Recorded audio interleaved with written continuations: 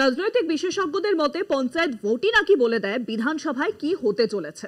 তারই এক ঝলক সাক্ষী থাকলো দক্ষিণ 24 পরগনার মথুরাপুর 1 নম্বর ব্লকের উত্তর লক্ষ্মীনারায়ণপুর গ্রাম পঞ্চায়েত। 26-এর বিধানসভা ভোটের আগেই বিরোধী শিবির বড় ধাক্কা খেলো। কিন্তু সেখানে কি হয়েছে ঠিক সোজা কথায় 2 বছর ধরে এখানে পঞ্চায়েতের কোনো কাজই করতে পারেনি বিজেপি।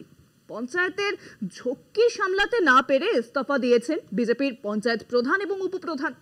আর কি হয়েছে? যা হবার তাই হয়েছে।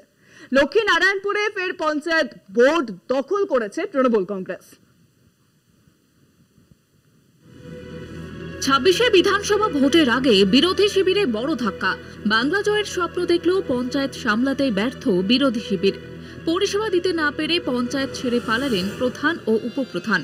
ফের পঞ্চায়েত বোর্ড গঠন করল তৃণমূল কংগ্রেস। দক্ষিণ 24 পরগনার মথুরাপুর 1 নম্বর ব্লকে উত্তর লক্ষ্মীনারায়ণপুর গ্রাম পঞ্চায়েত 2023 সালে বিরোধীরা মিলে পঞ্চায়েত বোর্ড গঠন করলেও পরিষেবা দিতে ব্যর্থ হয় বিরোধী শিবির। 2 বছরেরও বেশি সময় ধরে স্থানীয়রা কোনো সুযোগ সুবিধা পায়নি বলেই অভিযোগ। পঞ্চায়েতের ভার সামলাতে না পেরে পঞ্চায়েত প্রধান ও উপপ্রধান ইস্তফা দেন। বিরোধী শিবিরের 4 জন জয়ী পঞ্চায়েত সদস্য তৃণমূল কংগ্রেসে যোগদান করেন। যোগদান করার ফলে তৃণমূল কংগ্রেসের পক্ষ থেকে ফের পঞ্চায়েত বোর্ড গঠন করা হয়। তৃণমূল কংগ্রেসের পক্ষ থেকে পঞ্চায়েত প্রধান ও উপপ্রধান নির্বাচন হয়। পঞ্চায়েত প্রধান হলেন দীপালি পাইক এবং উপপ্রধান হলেন উত্তম হালদার এবং তৃণমূল কংগ্রেসের ব্লক সভাপতি হলেন মানবেন্দ্র হালদার।